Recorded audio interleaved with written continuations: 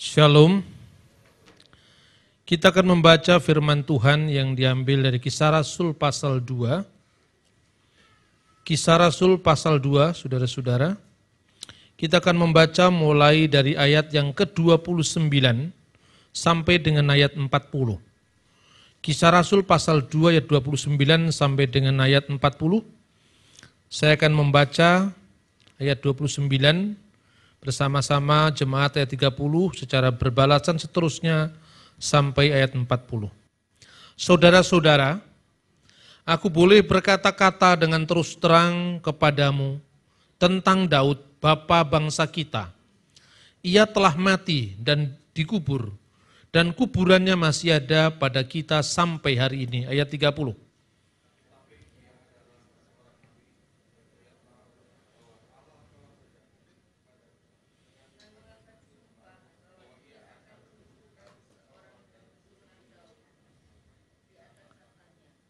Karena itu, ia telah melihat ke depan dan telah berbicara tentang kebangkitan Mesias ketika ia mengatakan bahwa dia tidak ditinggalkan di dalam dunia orang mati dan bahwa dagingnya tidak mengalami kebinasaan.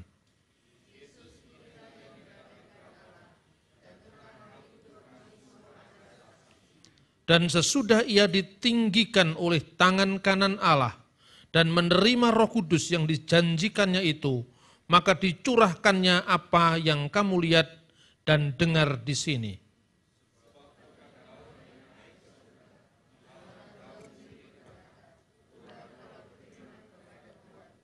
Duduklah di sebelah kananku, sampai kubuat musuh-musuhmu menjadi tumpuan kakimu.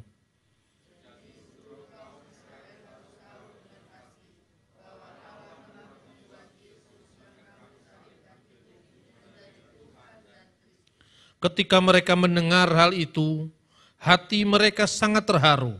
Lalu mereka bertanya kepada Petrus dan rasul-rasul yang lain, apakah yang harus kami perbuat, saudara-saudara?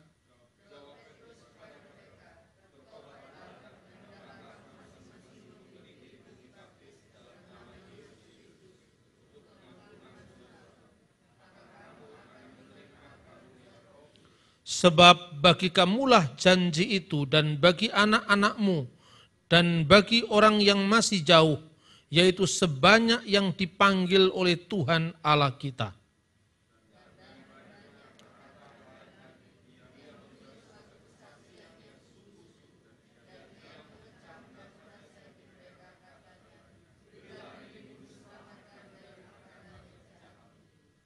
Saudara-saudara yang terkasih, pada session sebelumnya, tadi pagi jam 8, saya membahas tentang keesaan dan ketritunggalan Allah. Dengan saya simulasikan bersama-sama, kita ada tanya jawab, supaya ada umpan balik dari selama ini apa yang saya sampaikan. Nah, yang pertama tadi kita berbicara tentang keilahian Yesus Kristus. Divine of Jesus Christ atau Godhead of Jesus Christ. Dan yang sekarang kita akan berbicara tentang the Lordship, ketuhanan Yesus Kristus.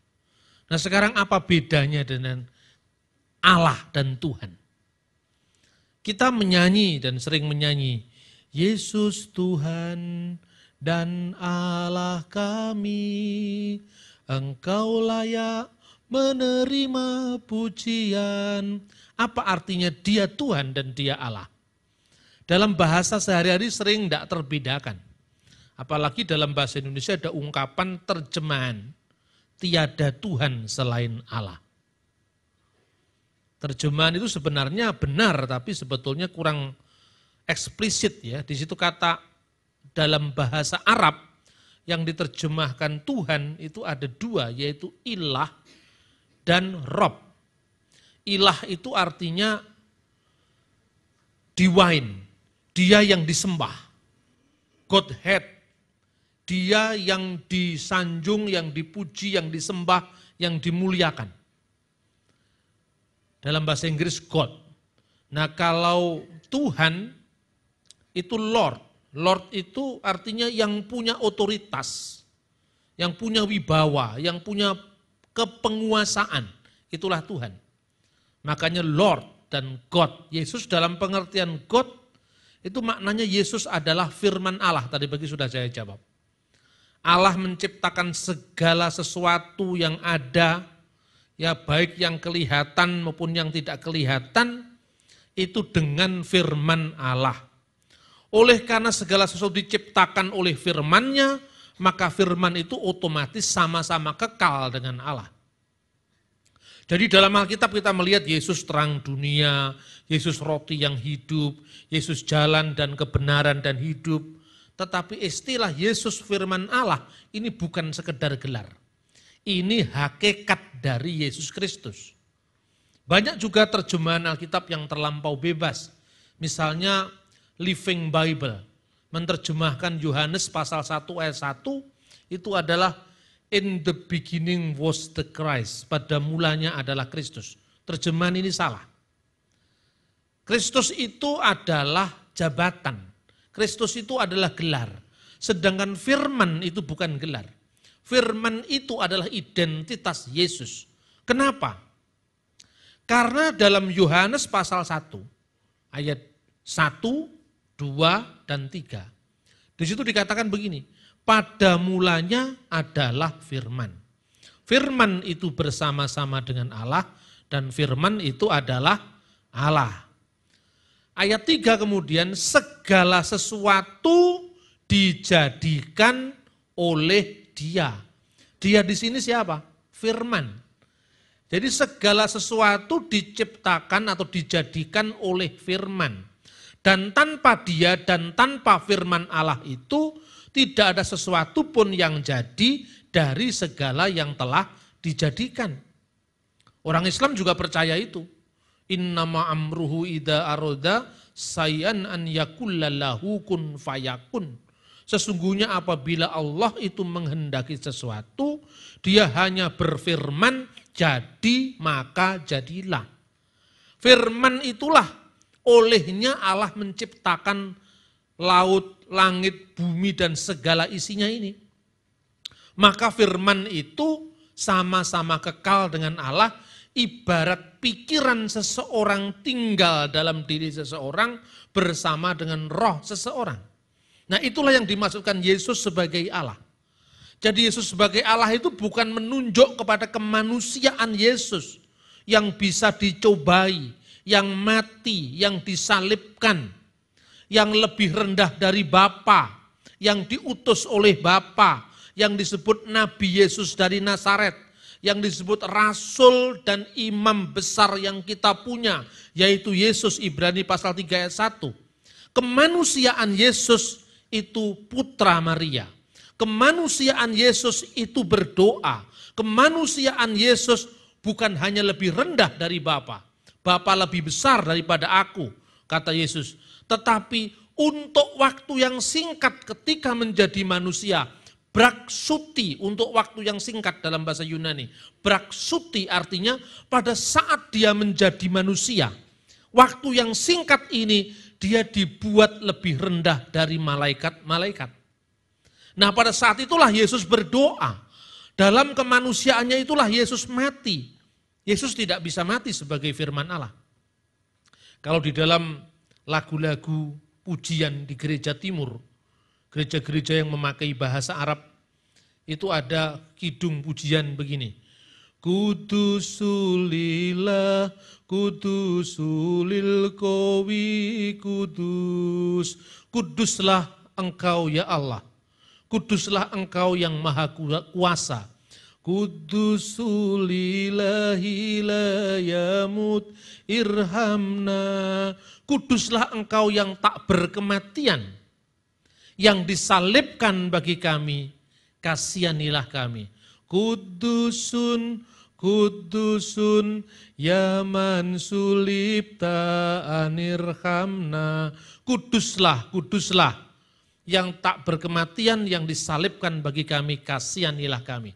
Di sini Yesus yang tidak bisa mati sebagai firman Allah, secara ilahi sebagai Allah, the Godhead of Jesus Christ, ketika menjadi manusia, kemanusiaannya mati.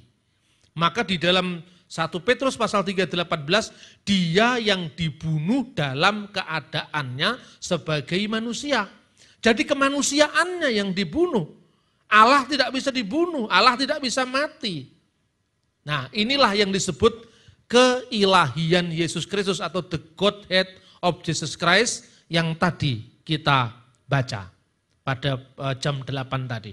Nah, sekarang kita membahas tentang ketuhanan dari Yesus Kristus. Nah, sebelum kita membahas, Anda jangan membayangkan ruwetnya dulu. Semua agama itu ruwet, tidak hanya Kristen yang ruwet. Saya ditanya, karena berbicara tentang Tuhan itu kan tidak sama dengan berbicara dengan Pak Demu lain. Bisa difoto, bisa diajak omong-omongan langsung. Yang bicara dengan Tuhan apabila kita punya persekutuan dengan Tuhan. Tidak mungkin kalau Tuhan bisa dikatakan itu Tuhan lagi cangkruan di sana, kan tidak mungkin Tuhan kayak begitu. Maka pasti ruwet, agama itu pasti ruwet. Kalau tidak ruwet itu bukan agama. Saya katakan Islam itu paling sederhana Pak. Syahadatnya cuma 2. Ya Kristen 12 syahadatnya, makanya ruwet katanya. Nah, terus ada orang yang mengatakan, masa Tuhan baru dilantik oleh umatnya? Yesus itu sebelum tahun 325 enggak jadi Tuhan di gereja. Baru dilantik jadi Tuhan tahun 325 oleh muktamar atau konsili di kota Nisea. Saya jawab begini. Pengalaman iman itu mendahului rumusan. Ya kan? Pengalaman iman itu kan enggak selalu dirumuskan, saya yang mengalami. Ketika saya jelaskan kepada orang lain, dibutuhkan rumusan. Dan semua agama itu seperti itu. Saya berikan contoh, orang Yahudi. Orang Yahudi itu saudara senior kita dalam iman. Karena dia lebih tua dari kita. Kalau Islam itu junior kita itu. Ya, karena dia datang paling kemudian. Cuman datang paling kemudian kadang-kadang selalu menang sendiri. Itu masalahnya. Nah, orang Yahudi itu punya syahadat.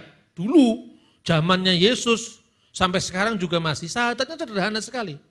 Shema Yisrael Adonai Eloheinu Adonai Echad. Dengarkanlah wahai Israel, Tuhan Allah kita, Tuhan itu esa. Hanya Tuhan itu esa, itu saja. Terus Ani hama amin bimose. Aku percaya kepada Musa, ya, Elehi Shalom, Shalom baginya. Itu Mose Revenu, Musa guru kita. Setiap kali nama Musa disebut, mereka menyebut Alaihi Shalom, Shalom baginya. Sama orang Islam kemudian dijadikan bahasa Arab Alaihi Salam. Terus disingkat-singkat AS orang itu tidak apa, itu AS Amerika Serikat atau apa itu. Tidak ngerti gitu. Itu dari Yudaisme. Orang Yahudi setiap kali mendengar kata Tuhan, huruf besar semua kalau dalam bahasa Indonesia, YHWH, itu dibaca Adonai. Tidak pernah orang Yahudi baca Yahweh. Karena yang bikin Yahweh itu orang Kristen itu. Dibaca Adonai. Setiap kali mendengar kata Adonai, orang Yahudi menyebut Hakados Barukhu. Maha suci dia dan terberkatilah namanya. Elohim Hakados Barukhu. Adonai Elohim Hakados Barukhu. Kemudian diislamkan jadi Subhanahu wa ta'ala. Ini semua dari saudara tua kita ini orang Yahudi. Subhanahu wa ta'ala itu artinya persis sama dengan Hakados Barukhu. Alaihi Shalom itu sama dengan Alaihi Salam. Sama. Nah, kita harus tahu akarnya. Nanti siang dan sore nanti siang di jam 1 di Embong Sawo, saya akan berikan contoh bagaimana orang Yahudi membaca Mazmur. Membaca Mazmur dan kemudian akan saya berikan contoh orang Kristen membaca Mazmur, tapi orang Kristen yang Timur Tengah sana. Kalau di sini Mazmurnya sudah dimodernisir. Makanya kalau Mazmur 23 itu ya baca bermazmur itu ya kayak orang ngaji. Itu bukan Islam, itu dari Timur Tengah. Anda nggak usah dengerin saya juga nggak apa-apa. Buka di YouTube, Anda lihat reciting in Hebrew Psalm. Anda buka di situ akan kelihatan banyak pilihan. Orang Yahudi di sinagog membaca Mazmur. itu kayak orang mengaji, yang benar orang mengaji kayak ini. Karena apa? Ini sudah ada sebelum zaman Islam. Orang Kristen sampai sekarang pun juga menggunakan itu. Misalnya, Mizmor le David, Mizmur dari Daud. Terus kemudian orang Kristen Arab mengucapkan min masamir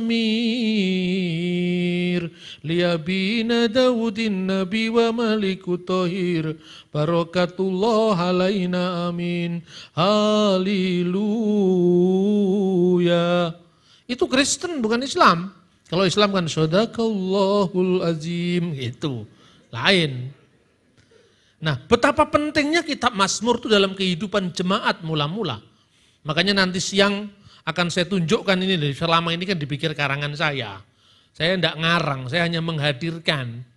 Maka ketika banyak teman-teman muslim yang garis keras itu, sekarang banyak sekali nyerang-nyerang saya di internet itu. Ini karangannya Bambang Nurusyono, bukan karangan saya. Terus kemudian saya kasih ini, coba baca YouTube ini.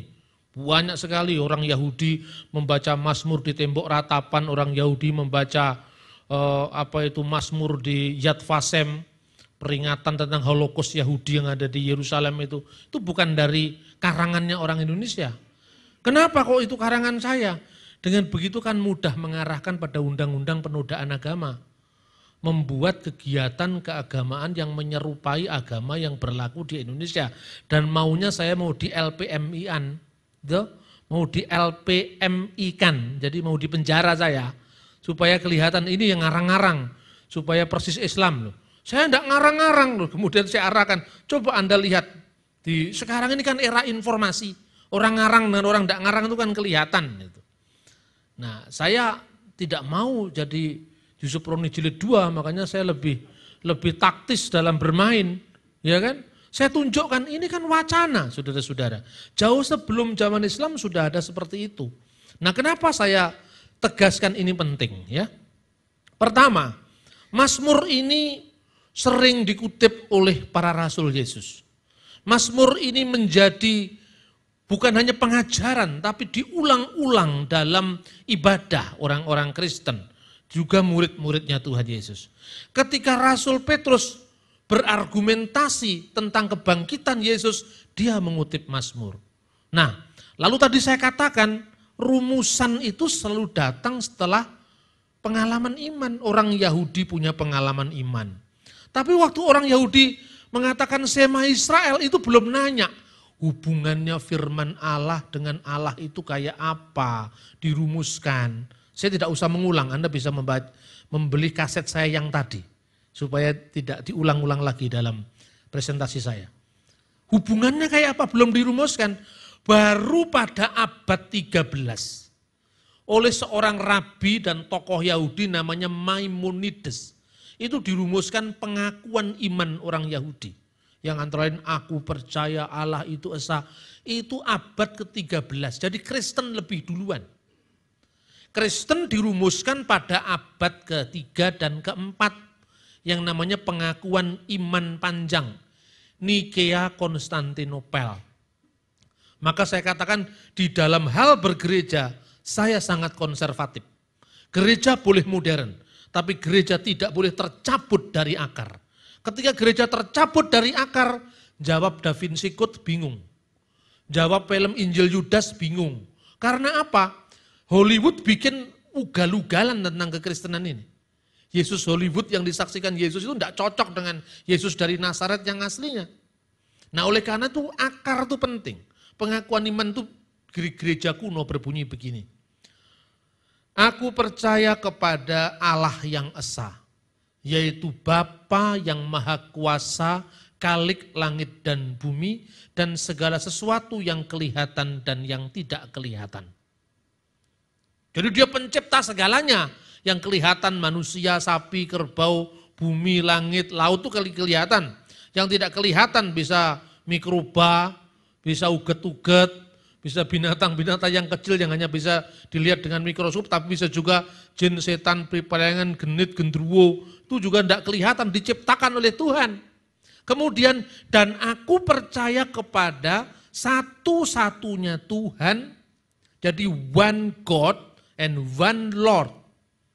Believe in one God, God the Father, believe in one Lord Jesus Christ, the Son of God, percaya kepada satu-satunya Tuhan, yaitu Yesus Kristus, anak Allah yang tunggal, yang lahir dari Bapa sebelum segala zaman, Allah dari Allah, terang dari terang, Allah sejati dari Allah sejati, dilahirkan tidak diciptakan, dan olehnya segala sesuatu diciptakan, dan seterusnya.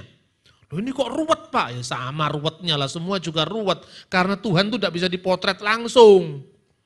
Ini hubungannya dijelaskan. Terus umat Islam yang datang paling akhir mengatakan, kami paling sederhana Pak. Cuman asyhadu alla ilaha illallah wa asyhadu anna Muhammad Rasulullah. Titik. Aku bersaksi tidak ada ilah selain Allah dan aku bersaksi Muhammad adalah utusan Allah. Titik. Apa benar titik? Baru-baru ini ada kontroversi di Indonesia. Apa katanya Al-Quran terjemahan Depak itu memicu terorisme. Lalu ada seorang ulama dari Majelis Mujahidin Indonesia mengkritik Depak menerbitkan Al-Quran yang dinamakan Tarjamah Tafsiriyah. Di mana mereka menerjemahkan itu biar ditafsirkan. Namanya Muhammad siapa itu? Saya lupa itu. Yang menulis terjemahan tafsir itu.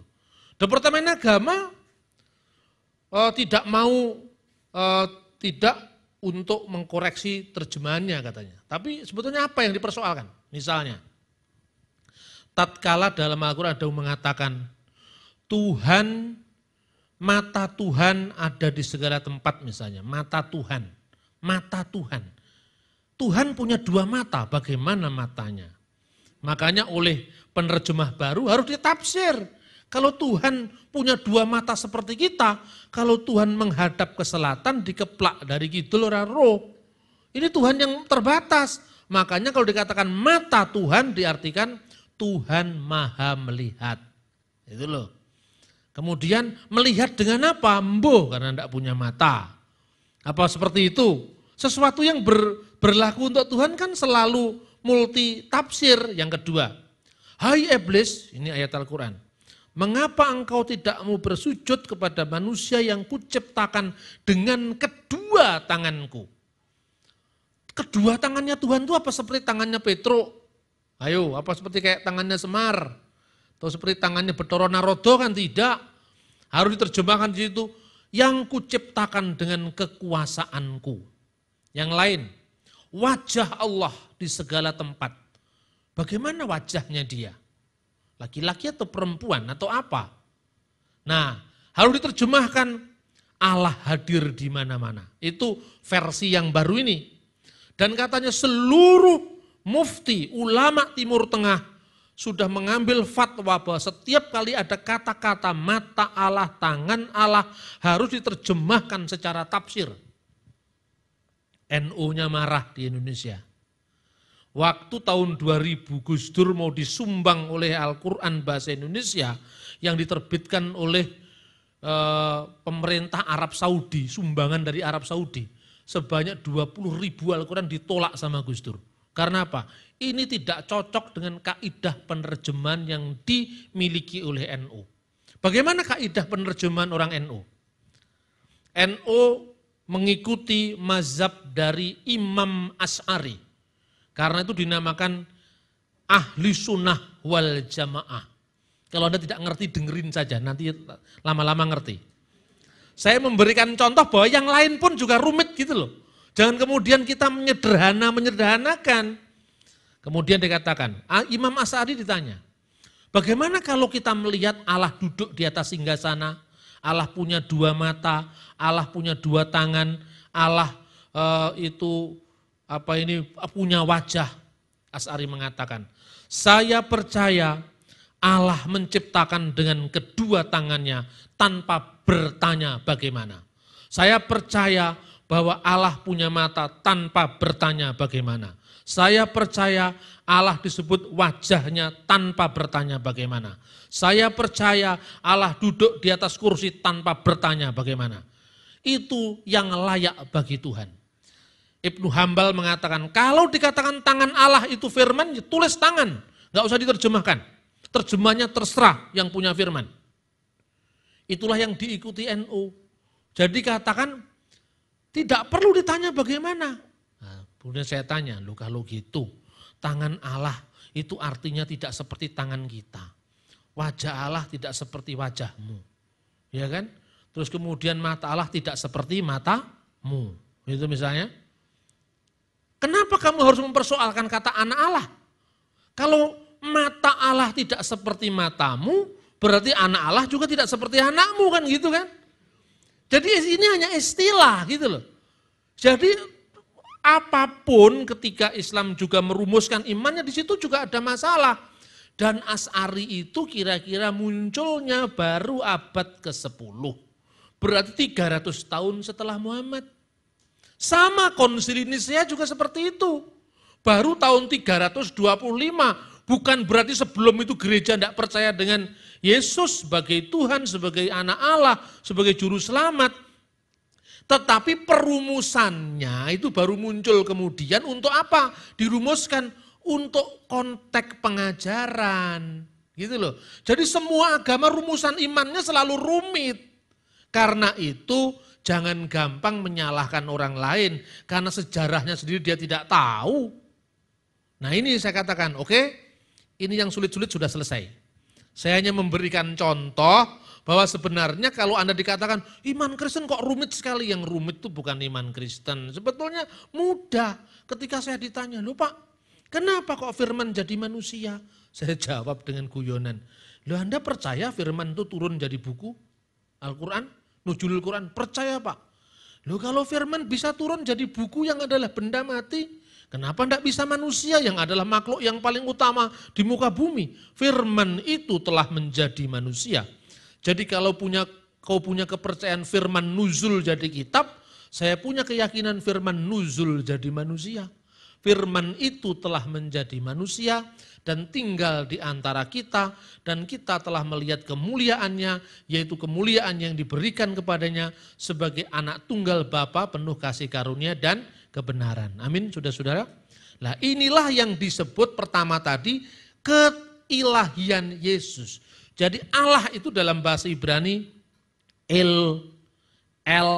Eloah, Elohim, itu Allah. Bahasa Yunani Theos, ya. Bahasa Latin Deus atau Dei. Kemudian menjadi bahasa Inggris God, ya. Menjadi bahasa Perancis Dieu, menjadi bahasa Belanda God. Itu satu makna. Kemudian Lord dalam bahasa Ibrani Adonai. Dalam bahasa Arab Rab. Dalam bahasa Inggris Lord. Dalam bahasa Jawa Gusti. Nah sayangnya dalam bahasa Indonesia, kata Lord itu maknanya tidak ganda. Meskipun asal usulnya itu ganda. Dalam bahasa Ibrani kata Tuhan itu maknanya ganda. Bisa Tuan, bisa Tuhan. Asal usulnya kata Tuhan itu dari kata Tuan. Tuan segala Tuan. Yang menjadi sumber otoritas dari semua pemilik otoritas. Disebut Tuan. Tuan segala Tuan adalah Tuhan. Maka kalau orang Jawa mengatakan menika dinten riyadin Paskah. Paskah menika wiyosipun Paskah menika bangkitipun Gusti Yesus saking sedo. Menika Jumat Agung menika sedanipun Gusti. Ya kan? Orang Jawa enggak sulit memahami karena apa? Gusti sedo ya Gusti Patih kan bisa sedo. Gusti bisa sedo kan? Tetapi kalau Gusti Allah kan tidak bisa sedo. Gitu loh. Tuhan Allah tidak bisa mati, tapi kalau Tuhan Takur bisa mati kan begitu kan? Lah maknanya Tuhan untuk Yesus itu apa? Tuhan sekaligus Tuhan. Nah dalam konteks apa kita baca sekarang? Dari uraian Rasul Paulus, Yesus tidak dibiarkan ada di dunia orang mati, berarti bangkit. Yang bangkit itu kan tubuhnya. Berarti yang dibicarakan ini konteksnya adalah Yesus ketika menjadi manusia. Yang tubuhnya bisa disalib, yang tubuhnya bisa dikubur, dan tubuh itu pula yang dibangkitkan. Maka Yesus inilah yang dibangkitkan Allah dan tentang hal itu kami semua adalah saksi. Lalu ayat sebelumnya, dan bahwa dagingnya tidak mengalami kebinasaan. Yang punya daging kan bukan Allah, yang punya daging adalah kemanusiaan. Maka Yesus mati, kemanusiaannya yang mati. Nah, dalam kemanusiaan itu, sesudah ia ditinggikan oleh tangan kanan Allah, tidak perlu bagaimana tangan kirinya ditanya, ini artinya perkenan Allah, dan menerima Roh Kudus yang dijanjikan itu, maka dicurahkannya apa yang kamu lihat dan kamu dengar di sini. Ayat 34, sebab bukan Daud yang naik ke surga, malah Daud sendiri mengatakan, Tuhan telah berfirman kepada Tuanku. Ayat ini diambil dari Mazmur 110.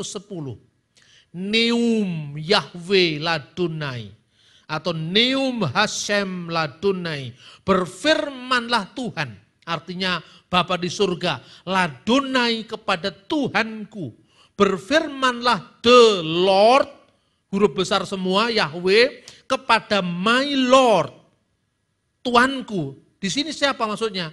Sang Mesias yang akan datang dari keturunan Daud. Bagaimana bunyinya firmannya itu? Duduklah di sebelah kananku. Loh, kalau Yesus di sebelah kanan duduknya berarti Allah di sebelah kiri dong, gitu kan? Loh, kalau gitu kan ada dua yang duduk. Kira-kira kalau gitu Anda ditanya bagaimana jawabannya? Duduklah di sebelah kananku berarti Yesus duduk sebelah kanan, Allah ada di sebelah kirinya, apa begitu? Siapa yang bisa jawab, ayo? Ini dipertanyakan, Anda baca buku-buku di Gramedia itu, terlalu banyak yang mempersoalkan yang sebegini.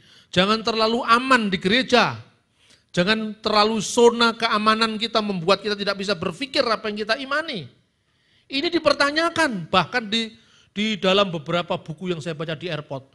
Siapa yang bisa menjawab pertanyaan ini, hadiahnya Mercy. Ini yang nulis adalah pemenang Mu'alaf Award, namanya adalah siapa, Iksan Mukuginta atau siapa itu. Siapa yang dapat menjawab pertanyaan-pertanyaan saya, katanya orang Kristen yang masuk Islam, dapat hadiah Mercy. Coba, sombongnya luar biasa. Padahal gampang jawabannya itu. Kalau Anda bisa mengerti firman dengan baik. Pernah belajar tabernakel. Bait Allah di Yerusalem itu ruangannya terdiri dari 3. Ruangan Maha Kudus, ruangan kudus, dan halaman. Ruangan Maha Kudus itulah yang sekarang berdiri Masjid Dome of the Rock. Masjid Kubatus Sokroh, yang kubahnya biru, yang kubahnya emas ya. Itu biasa kubahnya emas, kemudian sikunya sini berwarna biru. Itu kalau di travel Indonesia dikatakan Masjid Al-Aqsa, bukan. Masjid Al-Aqsa itu yang kubahnya hitam. Di atas Masjid Kubatus Sokroh itu dulu ruangan Maha Kudus, kemudian di tengahnya di antara Masjid Sokroh dan Masjid Aqsa ini itu ruangan kudus, dan di Masjidil Aqsa itu dulu adalah halaman Bait Allah. Nah, Bait Allah itu terdiri 3 ruangan, hanya imam besar yang boleh masuk di ruangan Maha Kudus. Posisinya Bait Allah menghadap ke timur, sebelah kanannya ruang Maha Kudus. Itu adalah tahta Daud dan keturunannya, tahta Salomo dan keturunannya. Berarti kalau Bait Allah menghadap ke timur, ruangan sebelah kanannya itu adalah istana Daud, duduklah kamu di sebelah kananku. Karena Tuhan hadir di ruangan Maha Kudus kan? Sebelah ruangan Maha Kudus kanannya apa?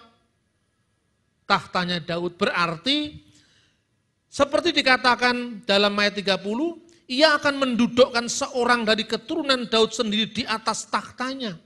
Artinya bahwa keturunan Daud sang Mesias nanti akan menjadi raja di raja. Raja segala raja yang kekal, yang tahtanya tidak berkesudahan, yang tahtanya tidak bisa digoyang oleh demonstrasi mahasiswa, yang tahtanya akan kekal selama-lamanya. Itu maksudnya, bukan kanan beneran. Karena kata kanan itu artinya banyak. Bahasa Arab kanan misalnya. Nanti pada hari kiamat manusia dikumpulkan di sebelah kanan dan sebelah kiri. Yang sebelah kanan katanya Ashabul Yamin, menerima kitab di sebelah kanan. Yang di sebelah kiri katanya Ashabul Yasar menerima kitab di sebelah kiri masuk neraka, yang menerima kitab di sebelah kanan masuk surga. Apa golongan kanan dan golongan kiri? Golongan kanan orang yang diperkenan oleh Allah, ashabul yamin. Golongan kiri orang yang dimurkai oleh Allah. Itu lambang di mana-mana. Wayang itu bolo tengen itu golongan sing apik-apik. Sing bolo kiwa, kurawa, buta-buta golongan sing elek-elek. Itu kebudayaan semua dan seperti itu. Makanya ketika mengatakan duduk di sebelah kananku, jangan membayangkan ada dua yang duduk kanan dan kiri. Itu simbol tentang kekuasaan yang kekal. Ketika orang mengatakan, saya mau ketemu dengan Presiden SBY. Ternyata Presiden SBY tidak hadir karena sedang curhat kepada wartawan. Terus kemudian ditemui oleh tangan kanannya Pak SBY. Siapa tangan kanannya Pak SBY? Andi Malarangeng atau Dino Patijalal. Gimana? Anda sudah ketemu dengan Presiden SBY? Ya, kami hanya ketemu dengan tangan kanannya. Lu apa tangan kanannya Pak SBY cepot? Kemudian menemui Anda, bukan seperti itu. Tangan kanan di sini adalah ibarat kedekatan. Itu budaya yang universal di mana-mana pun juga ada. Nah, itulah maknanya kalau kita menyebut duduklah di sebelah kananku. Sebutan bagi orang yang duduk di sebelah kanan tadi apa? Tuhan. Adonai, penguasa. Siapa yang menjadikan penguasa Yesus itu? Dibaca pada ayat 36. Jadi seluruh kaum Israel harus tahu dengan pasti bahwa Allah telah membuat Yesus yang kamu salibkan itu menjadi Tuhan dan Kristus. Pertanyaannya, siapa yang menjadikan Yesus Tuhan? Siapakah yang menjadikan Yesus menjadi Tuhan, siapa? Ayat ini baca. Jadi seluruh kaum Israel harus tahu dengan pasti bahwa Allah telah membuat Yesus yang kamu salibkan itu menjadi Tuhan dan Kristus. Jadi yang menjadikan itu adalah Allah. Allah menjadikan Yesus, Yesus yang mana? Yesus yang manusia tadi loh.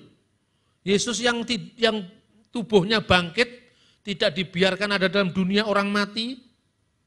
Yesus yang dagingnya tidak mengalami kebinasaan. Yesus yang turun ke dunia. Yesus yang dijadikan raja oleh Allah itu. Itulah Yesus kemanusiaannya ketika dia datang ke dunia oleh Tuhan diberikan kuasa. Dan kuasa itu otoritas. Otoritas itu miliknya sang Tuhan. Tuhan segala Tuhan, kurios, diterjemahkan kalau dalam konteks Yesus adalah Tuhan. Mari kita bandingkan ayat ini ya dengan Filipi pasal 2. Filipi pasal 2. Ayat 6 berbunyi demikian. Yang walaupun dalam rupa Allah tidak menganggap kesetaraan dengan Allah itu sebagai milik yang harus dipertahankan. Melainkan telah mengosongkan dirinya sendiri dan mengambil rupa seorang hamba. Dan menjadi sama dengan manusia. Dan dalam keadaan sebagai manusia, tolong garis bawahi, dan dalam keadaan sebagai manusia, ia telah merendahkan dirinya dan taat sampai mati. Yang mati siapa? Dalam keadaannya sebagai manusia tadi yang mati. Bahkan matinya pun di kayu salib. Ayat 9. Itulah sebabnya Allah sangat meninggikan dia. Meninggikan dia siapa? Dia yang mati di kayu salib tadi. Dia yang dalam keadaannya sebagai manusia merendahkan diri dan mati tadi. Meninggikan dia, meninggikan kemanusiaan Yesus. Dan mengaruniakan kepadanya nama di atas segala nama. Ayat 10. Supaya dalam nama Yesus bertekuk lutut segala yang ada di langit. Dan yang ada di atas bumi. Dan yang ada di bawah bumi. Ayat 11. Dan segala lidah mengaku Yesus Kristus adalah Tuhan bagi kemuliaan Allah Bapa. Jadi Yesus disebut Tuhan itu ketika dia menjadi juru selamat di dunia, ketika menjadi sang Mesias, dia diberikan kuasa oleh Allah. Kuasa tuan biasa itu kuasa tuan di perusahaan, ya perusahaannya sendiri. Penguasa tuan republik ini ya hanya di republik sendiri Pak SBY. Tapi kuasa Yesus di mana? Kita akan membaca Injil Matius pasal 28. Injil Matius pasal 28. Ini berbicara tentang amanat agung. Ya, kita akan membaca. Karena itu ayat 18. Yesus mendekati mereka dan berkata, "Kepadaku telah diberikan segala kuasa yang di surga dan yang di bumi." Kuasa ini kuasa ketuhanan. Apa buktinya Yesus berkuasa? Saya bisa sampaikan kepada saudara-saudara muslim saya gini. Saya sulit menerima Yesus itu Tuhan. Kalau Yesus itu sebagai firman Allah, kamu bisa terima? Terima. Karena dalam Al-Quran disebutkan kalimatullah. Dan sekarang tinggal hubungannya kalimat Allah dengan Allah itu apa? Kalau Allah dengan firman-Nya harus dikasih hubungan. Allah dengan firman-Nya tadi saya katakan lebih dulu mana adanya? Lebih dulu mana Allah dengan firman-Nya? Lebih dulu Allah. Berarti Allah sudah ada, firman-Nya belum ada. Berarti Allah pernah ada tanpa firman. Enggak dong. Berarti kalau Allah pernah ada, firman-Nya belum ada, Tuhan pernah bisu, gak bisa berfirman. Kalau gitu lebih dulu mana? Lebih dulu firman. Firman-Nya siapa? Ya toh? Lalu gimana yang benar? Sama-sama kekal. Lebih dulu mana Allah dengan rohnya? Lebih dulu Allah. Berarti kalau lebih dulu Allah, Allahnya sudah ada, rohnya belum ada. Apa pernah almarhum? Karena pernah punya roh. Ayo sekarang, lebih dulu mana? Lebih dulu rohnya? Rohnya siapa? Karena itu sama-sama kekal. Bapa, Firman, dan Roh Kudus. Itulah Tritunggal. Tidak mungkin kalau firman itu ada kemudian setelah Allah, karena Allah menciptakan segala sesuatu dengan firman-Nya. Berfirmanlah Allah, jadilah terang, maka terang itu jadi, dan seterusnya. Nah, firman itu menjadi manusia. Ketika firman itu menjadi manusia, kemanusiaannya itu kan bertugas jadi juru selamat. Karena itu dalam perjuangan kasihnya kepada umat manusia, dia telah memberikan dirinya sampai mati di kayu salib. Kemanusiaannya itu kemudian Allah sangat meninggikan dia dan diberikan gelar Tuhan. Gitu loh, paham kan? Itulah maknanya kalau kita menyanyi, Yesus Tuhan dan Allah kami. Yesus Tuhan dalam pengertian Lord tadi. Allah sebagai firman Allah yang adalah Allah. Saya ditanya, lu tak, kami kan orang Islam tidak pernah mengatakan Quran itu Tuhan. Ya mesti masa Tuhan buku, kan gak mungkin buku dipertuan. Tuhan itu kan yang hidup. Lah Tuhan segala Tuhan adalah Tuhan. Nah inilah sudah makanya kadang-kadang memang bahasa pengajaran kita ini kurang jelas. Makanya orang lain jadi bingung. Kenapa kok jadi kurang jelas? Karena orang Kristen itu menderita penyakit psikologis yang namanya minderwaardigheid kompleks. Karena itu lebih baik dihindari. Lawang kita itu justru mengabarkan iman kita kepada orang yang sedang menanyakan kok malah kita pergi. Coba kalau Anda datang kepada kepala suku kan sulit masuknya. Tapi orang yang sedang bertanya kok malah dihindari. Karena itu begitu ada fatwa MUI merayakan Natal hukumnya haram. Justru saya tanggapi. Yang haram itu alasannya apa? Karena orang Kristen telah mempertuhan manusia. Enggak ada mempertuhan manusia.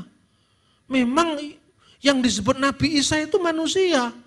Loh, tapi yang disebut anak Allah, itu firman Allah yang menjadi Nabi Isa itu. Orang mengatakan, masa hanya karena Yesus tidak punya bapak disebut Tuhan. Ini ada yang lebih hebat dari Yesus tidak pernah disebut Tuhan. Siapa? Adam dan Hawa. Tidak punya bapak, tidak punya ibu, nggak disebut Tuhan. Yesus hanya lantaran nggak punya ibu aja, nggak punya bapak aja disebut Tuhan. Ini pertanyaan ini kan sebetulnya megel nih. Tapi harus dijawab, terus saya jawab gini, kualik pertanyaanmu. Kenapa? Yesus disebut Tuhan itu karena Yesus diberikan kuasa oleh Allah. Loh kalau gitu Yesus disebut ilah, diperilah, diperdewa, disebut Allah. Nah, kalau yang disebut Allah itu firman Allah. Pada mulanya adalah firman dan firman itu bersama-sama dengan Allah dan firman itu adalah Allah. Lah itu yang disebut dengan Allah. Nah, itu enggak masuk akal loh, enggak masuk akalnya di mana? Lalu saya tanyakan lagi, duluan mana tadi? Setelah dia bingung lagi, saya katakan, loh mana yang bingung? Enggak ada yang bingung loh mestinya, karena apa? Firman Allah itu adalah Allah, itu ya dan amin mestinya. Karena firman Allah tidak mungkin di luar Allah. Firman itu bukan Allah, loh berarti ada dua yang kekal. Satu Allah, satu firmannya. Kan ini tidak cocok dengan keesaan Tuhan. Loh kalau gitu bagaimana? Ya firman itu harus Allah. Loh kalau gitu cocok, Tritunggal. Kalau Yesus itu Tuhan. Tuhan bukan dalam pengertian la ilaha illallah itu tidak. Makanya malah saya tulis. Kan ini kesalahpahaman ini sudah sangat sangat kuat di Indonesia. Malah ketika orang harus menghindar, tahun 2005 saya punya pengalaman. Saya nulis di majalah tabloid Gloria itu. Waktu itu ada kasus Jailen Posten, karikaturnya Nabi Muhammad itu. Marah itu orang-orang Muslim. Kok ya pas rame-ramenya karikatur Nabi itu, tulisan saya itu dijadikan headline di majalah Gloria. Nah karena Gloria itu punya Dahlan Iskan Group, punya Jawa Pos, itu kan bukan punyanya gereja. Setiap kali terbit Gloria itu selalu dimuat di Jawa Pos. Nah waktu dimuat di Jawa Pos, kok pas headline yang tulisan saya itu enggak dimuat. Bingung saya. Karena ada banyak teman wartawan saya tanya, tolong kamu cek kenapa kok tulisan saya tentang Allah tidak beranak dan tidak diperanakan itu ditutup. Nah ternyata wartawan editornya itu mengatakan, loh ini membingungkan umat. Loh kenapa membingungkan? Lah ini kan tulisan Kristen, loh kenapa kalau tulisan Kristen? Loh mosok Tuhan tidak beranak? Kristen kan Tuhannya beranak, kurang ajar itu. Ditutup sama dia. Jadi makanya mesti dibalas yang gitu-gitu. Saya bikin acara itu waktu saya khotbah di GBI Alpha Omega 10 tahun yang lalu. Diiklankan di Jawa Pos. Judulnya Allah tidak beranak dan tidak diperanakkan. Yang datang banyak orang-orang Madura, orang Muslim datang. Itu mendengarkan ceramah saya. Pendetanya kebingungan. Waktu itu bingung. Pak lu kenapa? Kok banyak orang datang loh? Lah datang mau dengar kenapa bingung? Kenapa saya datang? Saya tanya itu, kenapa saya datang Pak? Saya bingung ini, Tuhannya sampean kan beranak, ini kok enggak beranak? Nah itu, coba enggak? Ini kan harus dijawab. Amin saudara-saudara. Anak itu kan tidak harus berarti beranak. Anak kunci itu siapa? Maminya kunci. Anak tangga siapa? Papinya tangga. Tidak setiap kata beranak artinya anak artinya beranak. Tadi saya katakan, tangan Allah apa berarti Allah punya dua tangan seperti tangannya Petruk kan tidak. Mata Allah apa Allah itu punya dua mata dipasang di satu sisi. Di sisi lain Allah tidak kelihatan kan bukan itu. Nah seperti itu yang dalam Islam disebut ayat-ayat mutasyabihat. Apa artinya ayat itu mutasyabihat? Ayat-ayat yang digambarkan seperti manusia. Karena manusia itu terbatas. Misalnya Tuhan menjumpai Laban. Lalu menjumpainya itu seperti apa? Ya kan? Nah orang Kristen itu kadang-kadang terlalu bebas. Bikin kesenian juga terlalu bebas. Gambar tentang Tritunggal digambarkan 3 orang. Lah itu yang membuat orang semakin meneguhkan. Loh wongnya memang telu Pak Tritunggal. Bapa, Putra, Roh Kudus. Itu seni gereja itu loh, ikon itu loh. Gambarnya Bapa di tengah, Yesus di pinggir, Roh Kudus di pinggir. Maka pada saat Yesus disalibkan itu, mati itu selama 3 hari 3 malam dikubur, orang tanya, waktu 3 hari 3 malam itu, di surga tinggal berapa? Iya kan? Tinggal berapa di surga? Kan Yesus benar-benar mati kan? Katanya Bapa, Putra, dan Roh Kudus. Ya kan? Lalu Bapa, Putra, dan Roh Kudus itu satu. Waktu Yesus itu dikuburkan selama 3 hari 3 malam, di surga tinggal berapa? Nah kalau tinggal 2, berarti mengatakan, 3 hari 3 malam itu Tritunggal tinggal Dwi Tunggal. Seperti Dwi Tunggal Soekarno Hatta, ya kan? Apa itu iman kita? Tritunggal itu kekal, tidak. Saya jawab, siapa yang mati itu? Yang mati itu kan bukan putra dalam Tritunggal itu. Yang mati itu kemanusiaan Yesus.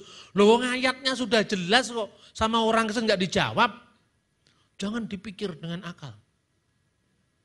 Terus dipikir dengan apa kalau dipikir dengan akal? Ini kan sering begitu.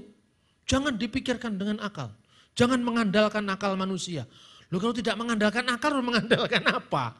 Ini wilayah ilmu yang bisa dipikir. Tapi selebihnya yang dikatakan Alkitab tidak ada, ya jangan ngarang-ngarang gitu loh. Alkitab masih mengatakan berarti boleh dipikir. Dia yang dibunuh dalam keadaannya sebagai manusia. Berarti yang mati itu kemanusiaannya, tidak perlu mengurangi jumlah. Karena Tritunggal itu bukan soal jumlah kan begitu. Nah, saya jawab. Loh, kenapa nggak dijawab? Tidak menjawab adalah jawaban. Ya memang jawaban saya tidak menjawab. Loh, kenapa nggak dijawab? Karena pertanyaannya keliru. Nah, saya jelaskan. Tritunggal itu ada dua.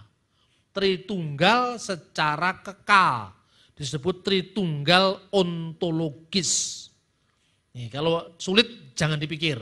Dengerin saja. Nanti lama-lama kan ngerti gitu loh. Dosen tuh kelebihannya kan gitu. Hal-hal yang sulit itu bisa dibuat lebih simpel ya. Yang kedua, Tritunggal secara ekonomis. Apa artinya? Oikos nomos, oikos itu rumah. Tuhan menyatakan karyanya dalam Tritunggal. Itu karyanya. Karya Allah dalam Tritunggal itu seperti apa misalnya? Waktu pembaptisan.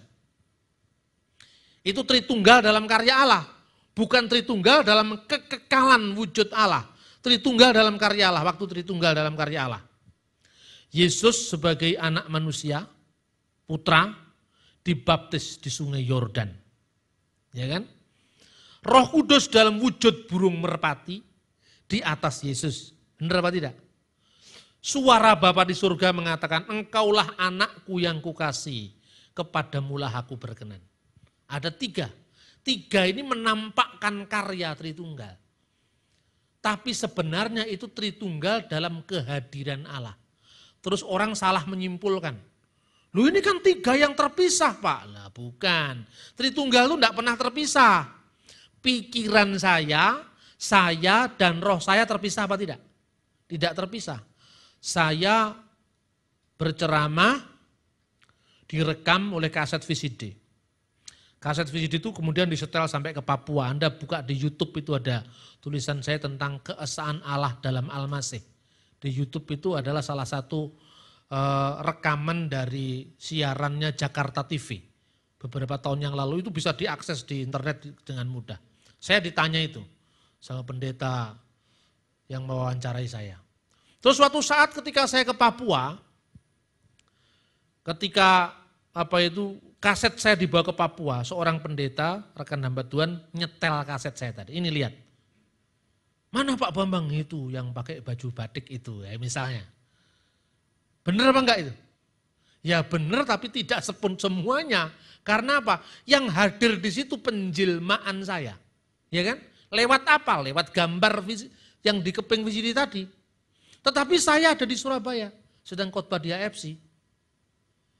Saat yang sama ketika kaset saya itu 10.000 diputar di tempat yang berbeda-beda, di 10.000 tempat yang berbeda.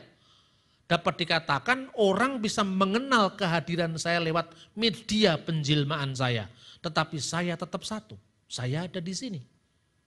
Loh, kalau lewat teknologi manusia bisa hadir di lebih dari satu tempat, apalagi Allah. Kan gitu pola pikirnya mestinya. Amin saudara-saudara. Nah itu gambarannya. Seandainya keping VCD tadi rusak, apakah pikiran saya ikut rusak? Katakanlah keping VCD tadi terbakar, apakah pikiran saya terbakar, apakah pikiran saya berkurang? Tidak. Karena itu wujud penjelmaan saya yang terbakar. Wujud penjelmaan saya yang rusak. Ketika Yesus mati, apakah Allah mati? Tidak. Ketika Yesus itu mati, apakah yang di surga tinggal dua? Tidak, karena itu bukan penjumlahan. Allah, firman, dan rohnya itu satu. Tidak pernah berpisah. Loh, ketika dibaptis kok bisa berpisah? Itu penjelmaannya yang berpisah. Misalnya, saya, nih kaset saya di situ, kaset saya di Meksiko sana, atau di Kairo sana. Kan terpisah.